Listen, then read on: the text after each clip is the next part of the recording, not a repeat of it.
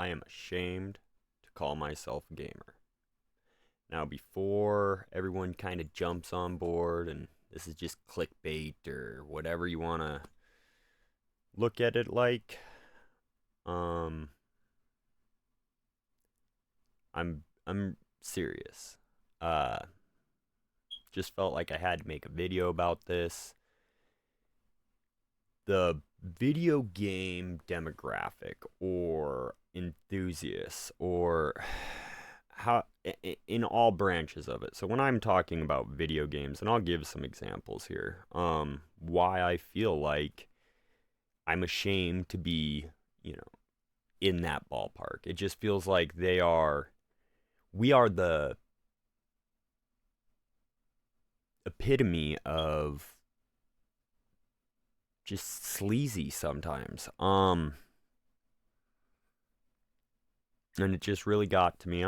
And there was a couple examples, like I said, I'll give that kind of explain why it just almost feels dirty being even associated. Um, some other outside, kind of to go with this. I have a lot of other hobbies besides just video games. So I would consider myself in multiple communities. And that's basically what I'm comparing. Video game as a community. But basically, I'm in these other hobbies and I don't notice that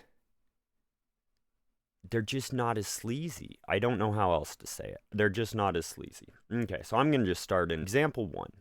I'm into arcade machines. I collect them, I repair them. I've ran kind of an arcade here or there. It was more for fun rather than, letting people just play my machines rather than to run it as a business. But I consider myself somewhat well versed in the arcade community. And even I see it in the video game community too, consoles and stuff like that, but not quite on the level, but I still see it. And what it is there's this weird like compulsion to show off, or it's not even always like showing off, but there's no shame in showing people that you're not ripping them off, but maybe taking advantage or showing that you've took advantage. And so is I watch all the time. I'll see pictures of, oh, I got this machine for sale. And it's not even off like the trailer, or it's not even, it looks like the photos are from where they got it. So what I mean there is they actively will go and purchase a lot of stuff, okay? And generally when you do that, you're getting a decent deal or whatever. Which is, hey, I'm not so much hating on people making money. I understand that. But the difference is like, say, motorcycles. A guy will go buy some beater motorcycles and he'll at least, clean them. He'll do something enough and then take new photos and, actively look at trying to resell this that way. Okay, now the arcade machines, I like I said, I've seen more posts than I can count of people that I they'll have stuff just sitting on a trailer. Oh, don't turn on, blah blah blah. Don't know nothing about it. $500. Oh, don't know. So I mean, that just screams, "Oh, I just went and bought this stuff and for no other reason, I'm going to sell it right now without cleaning it, looking at it, without fucking anything." And you want to make a profit, not like a little profit. Like, you can tell these people are like blatantly I understand trying to compensate for the cost of whatever they purchased. Maybe there were some units in there that they wanted to keep. Who knows? But still, it's what I'm saying. There's no shame in them acting just sleazy. I mean, get it unloaded, wipe it down, plug it in. Know what? I mean, do something. Take new photos. Don't post it in the exact same group that you got it in, that everybody knows that you went and bought these machines for $100 a piece or whatever. I mean, there's just a tackness to it that I feel like is totally lost in the video game community. It's horrible. It's horrible. You see it sometimes in consoles. You'll see someone like, "Oh, look at my score," and they got to show a picture of their trunk, they got videos on YouTube. I really don't watch them. Watching people go and haggle and find stuff, it's just not my thing. But you see it with the consoles too. And same sense. I mean, to each their own. If the people selling got what they wanted, great. But in the back of my mind, I see so many examples of, if you know you're getting a phenomenal deal. I've dealt with automobiles and motorcycles and, building all sorts of stuff. I've sold ATVs, whatever, and I just feel like they don't have to go out of their way to show what kind of deal they got.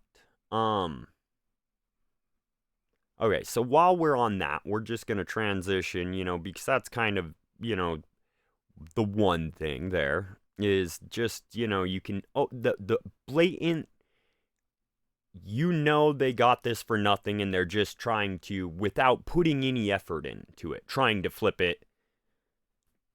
And that's just laziness. Okay?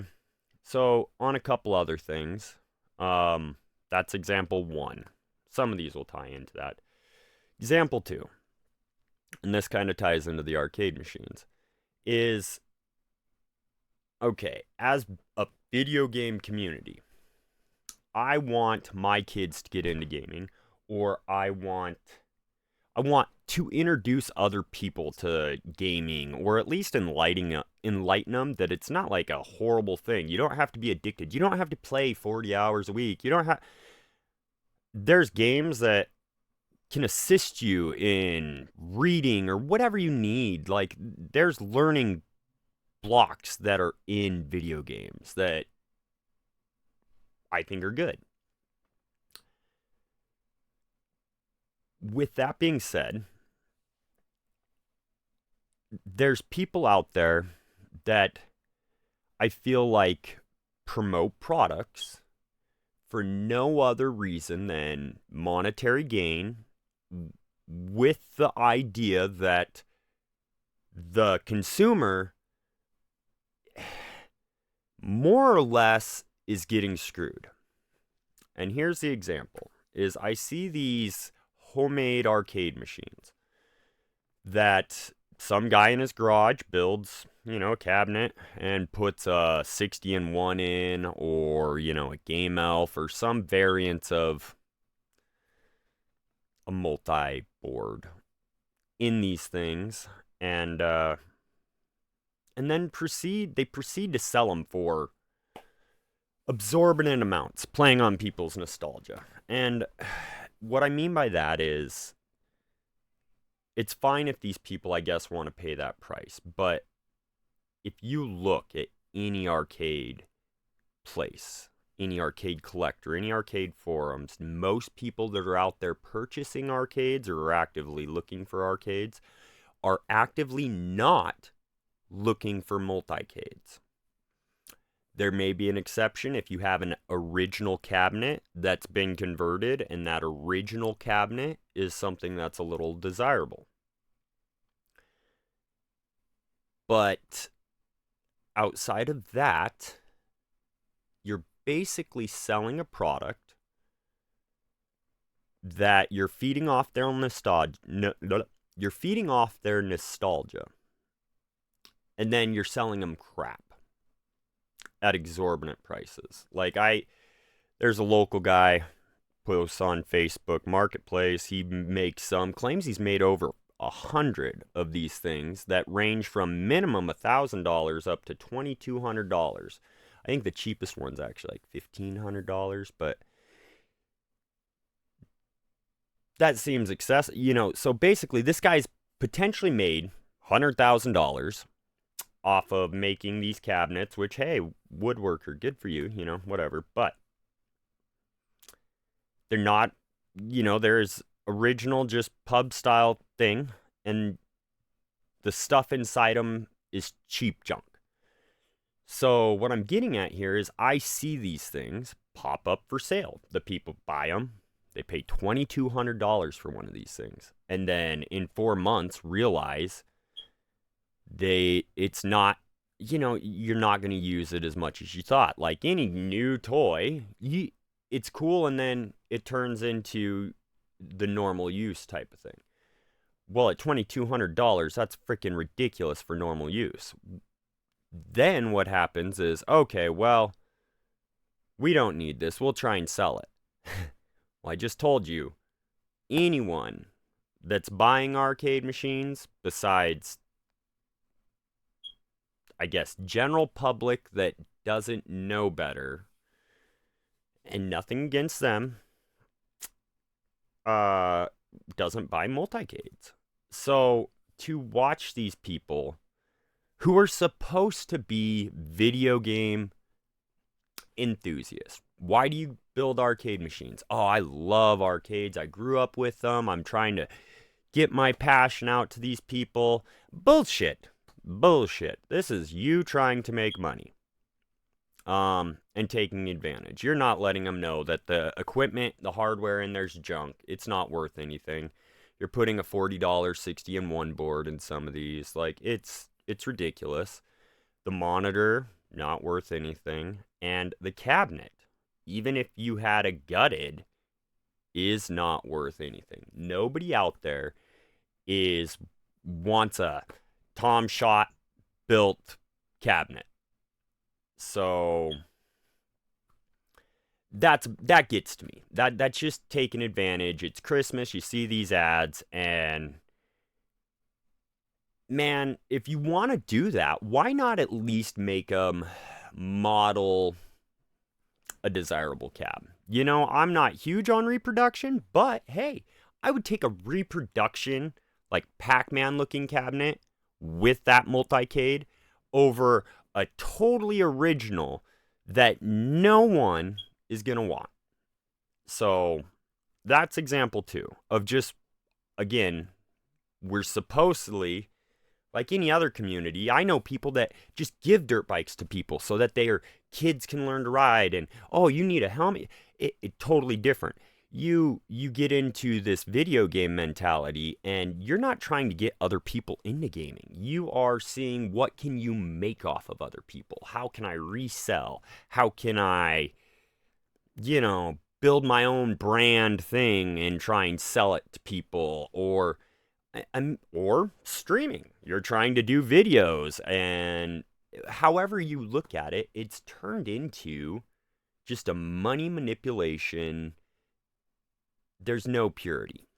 Okay, so with that's example 2. With that, we're going to transition into my example 3. My example 3 is like local businesses. This probably ties into some reselling and stuff, but man, I got a local business here, and I'm not impressed. Okay, this again goes with, I feel we should be trying to foster the youth. We should be trying to transition the gap between the adults that are creating the gaming scenarios and the kids that are playing the games, and yet there's still this rift of like a stigma tied to video games, but yet the adults don't care because there's not a stigma there. As long as you're making money, you can sit there and play video games all day long for anyone cares at this point. Now, as a kid, that's not the same thing. But nobody's working on that. This is all just self-endearing, I want. Where do I want? I want to be the YouTube guy, or I want to make money, or I'm going to buy all this stuff and sell it. And, granted, I do the same thing. Anything that I get that's X double, I sell. But anything that's original, I keep. I do not sell anything if I don't have a copy of it. If it's a second copy, I sell it. And I assure you, I sell it cheaper than you can imagine. Because that's not the point. That's not the point. Great. I'm glad you guys are making money. You're just knocking it out of the park and doing that stuff. But that's just messed up. So back to this local business. No community involvement. So we have, Halloween, Christmas. There's Fair Week. There's tons of events. I live in a pretty small town. And they don't get involved with none. They don't sponsor none. They're not part of the Chamber of Commerce.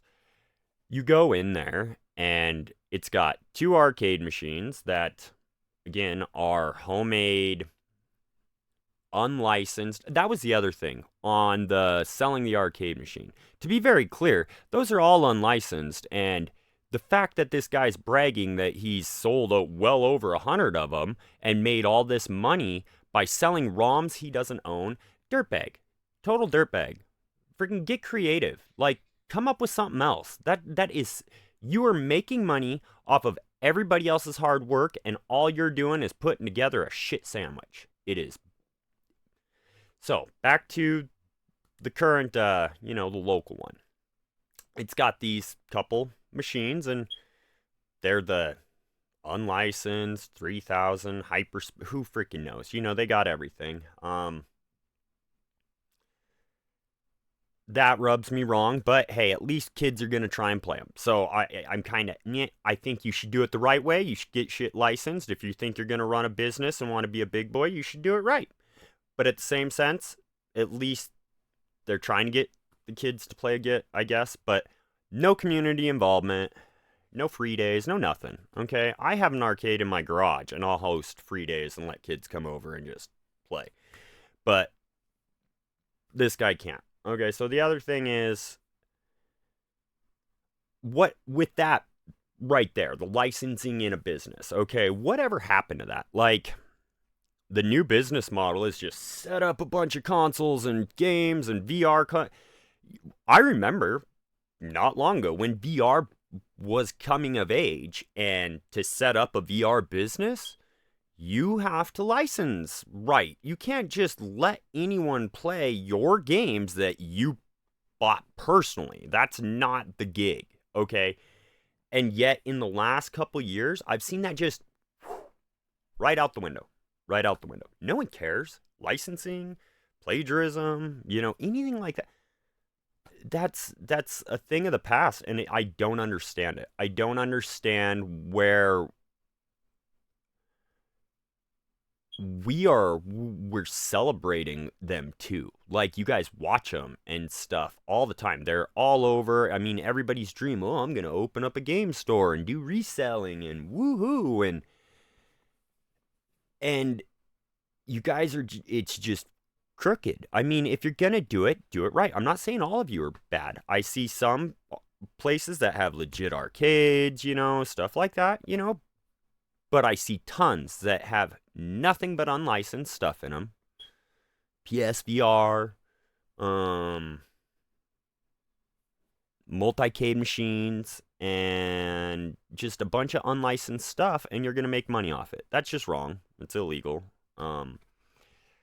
So that irritates me. On top of that, when they moved in, or when they opened business, this is before I got here, but basically what they've done is they came in and got everything for a good price, which, hey, that's fine. I mean, it was up to the people to sell them their old game stuff, that's how it goes.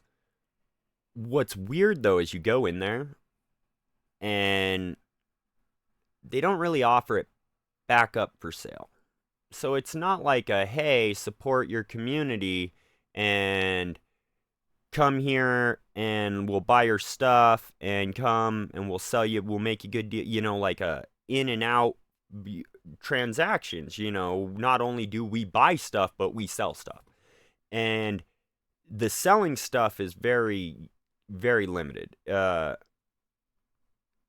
Basically, if it's crap, they'll put the crap out.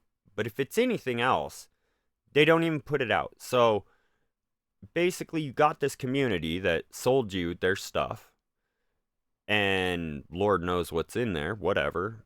But you don't even give them the option to purchase it at your price charting prices.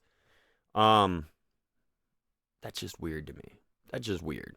Like, I get put stuff online as well, but I could definitely have an online and in-store inventory at the same time. I could do that. So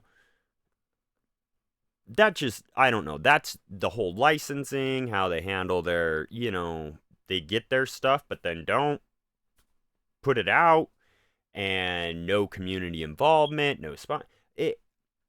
I mean, now you're seeing that's example 3. It's starting to add up. Okay, I'm just kind of burnt out on it. Everything, it just seems everything video game related. You look at the news, and I seen something about like Sony is pulling some Discovery content. And they're just gonna pull it right out of your library. They lost licensing. So, we have the whole digital frontier problem, but that's not, I'm not 100% sure that there's really anything we can do about it, or that that's the video game community as just an individual, like, concept problem.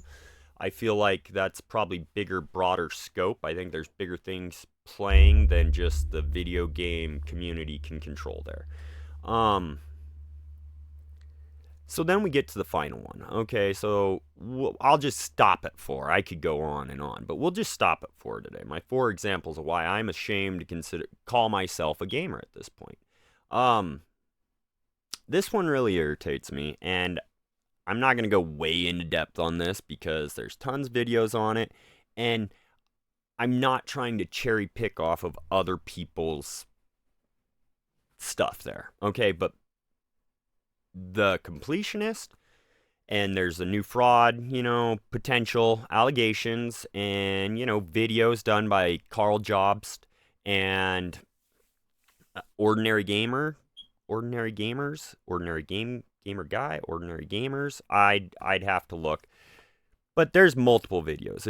If you're have been paying attention at all, basically it's come to light that the completionist has been running charities, foundation, company, and according to just, the public filings that we can see, it appears that they've never made donations to companies that they claimed they were working with. They actively said multiple times they were working with, companies, charities that they were donating with, and then they by the public records that we can see, they have never done that. And that's harsh. There's tons of money that right now they claim over $650,000 in that account that was supposed to go to dementia research through one of these multiple charities that Gerard had named off multiple times through his Indieland fundraisers and other stuff. And on top of that, they dive into, before the Indieland was started, the father had actually, it sounds like, ran a golf tournament from all the way back in 2003, but no filings until it was tied, or that we can find, till it was tied to the Open Hound Foundation. I think that was like 2014 or something, maybe. The first filing I think they go by is like 15. I could be wrong, though. I'd have to double check. But basically, long story short, is it appears there's money's missing, and I feel there is. That's my opinion. I mean, just laying that out there. I feel like whatever benefit of the doubt I want to give, I'm not gonna.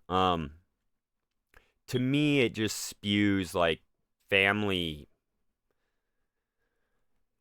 I personally think the dad taught him how to accomplish the whole thing. Just the fact of how the golf thing was ran, and then how it gets tied into, And so not only did this money not go where it was, and the claims of they were doing this for good, charity, all the money raised, money missing, and years. And this guy's been just looking, in my opinion, like Mr. Perfect all over YouTube for these years. So to see this, I just feel like it's like they say on the other videos. I feel it's systemic. I feel like the father just taught the kid, hey, check this out. This is how you skim money. We run a fundraiser. And this is how you do it. And they've been doing it a long time.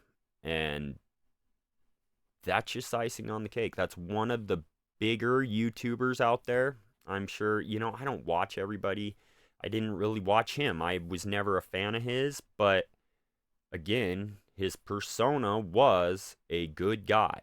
I'm not trying to say before all this that I had any other reason besides, I just didn't like his stuff that to have any kind of anything against him or anything. But he is one of the bigger, gaming YouTube channels, I think. So that's huge. I mean, that's huge. That'd be like finding out that Asmongold was lying this whole time and that house tour he just did was fake, and when you come downstairs it's like a mansion and he's really like the cleanest, like most luxurious crap everywhere. I mean, I don't see that happening. It's huge. I mean, it should make people think. So I mean, when you tie it up, I mean, between the way the community acts on all the posts, all the score, oh, look what I got for cheap, and I'm gonna sell it for big, and it's just the most selfish community I've ever seen. Granted, you see these big YouTubers and they'll be like, oh yeah, this guy sent me this, or this guy. Yeah, okay. I'm not saying that there aren't people out there that aren't generous. What I'm saying is the bulk of the community has it in their head that they're out for themselves, and they would literally step over their mother if it came between them getting a good deal on something they wanted. Um and it just, I'm done. Totally ashamed of being tied to it. I have yet to, I guess the end result of this is I there are people like Asmon. I watch a lot of Asmongold and some other content creators that I think make good, moral ish contributions that are not to say they're not self-guided, but they are morally ambiguous. They're good. What's up, bud? Okay. Yeah, I love you. I'm almost done. When you're done using this, I'm gonna play some Team Fortress 2 and Roblox. Okay. Okay. Well, anyway, that's my big rant. I probably left out some things, probably came across a little incoherent, but it's just depressing. I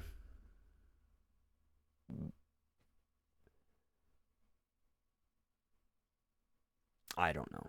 I don't know what else to say. It just, I keep like every time I try and think of a positive spin to like put on it, I think of like Metal Jesus talking about him getting that Game Boy or PSP or whatever it is for who it was stupid. And granted, the girl was happy, but dude, I bought enough stuff, arcades, bikes. If it's a good deal, you can give them a little more. Like, that's a thing. I get tipped on like jobs I do and stuff all the time. Like, you don't gotta be a douchebag. Um, like think about I try and think about my kids, okay? So I look back and I feel like my kids will have I know my daughter will have nostalgia for like the Wii and Wii U and the Switch. And then my boys will have nostalgia for the Switch. Granted, they play all my other old stuffs, but I know when they get old, they will remember the years that they lived on their Switches. This will probably be the last, in my opinion, console that they're going to be able to just openly relive that in 20, 30 years. We all know physical media is disappearing. Uh, so you're not going to be able to come back and play Valorant or whatever in 20 years. That's just not always going to be an option. So I think of my kids and okay, say in 20 years they want to come back and relive their childhood and get into the Switch. Well, I can tell you that when the Switch came out, well, no, when the Switch came out, it did.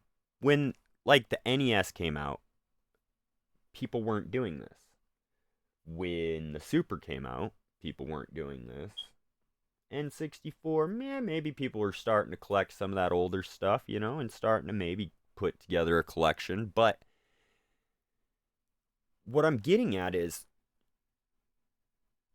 I don't see my kids being able to ever look back and collect video games, not with the hostility of the video game community, because there's already sharks out there that are looking at the Switch as how can I make money? Um, and that's bottom line. And that's depressing to know that there's going to be a generation that's going to have it even harder than us to relive that nostalgia, and we're just feeding it. We're propelling it to exponential levels, and we're just all smiling around about it like retailers, flippers, everything, and everybody's happy. And it's going to come to a point where, I mean, I'm glad you're happy, but you're ruined unless you are going to inherit or, give your kids your collection, which that's a totally other video. I would love to go into that. I would love to go down the rabbit hole of what is everybody's plan with their collection. Like, are y'all holding out? Do you really think you're going to collect it all? Are you just going to sit on it? Do you think one of your kids even want it? I mean, what is your end goal? But with that being said, my kids are not going to be able to do that. The entry level into gaming, and as far as like the physical media and the collector, we become so selfish. So you look at the bots and the resellers through the PlayStation 5 and I guess the Xbox. Sorry, but the PlayStation was far more known. But I think there was that kid in New York or something made over $1 million just reselling PS5s. Came up with a bot program, boom, boom, boom, would get them and then mark them up and resell them. Again, glad you made money, but what a shitty way to do it. There's tons of ways you could offer content or repairs or service or insight or customization, or there's 100 different avenues you could try and do this without just openly trying to screw people. So I better get going. This video is longer than I thought, so I'll catch you next time. Thank you.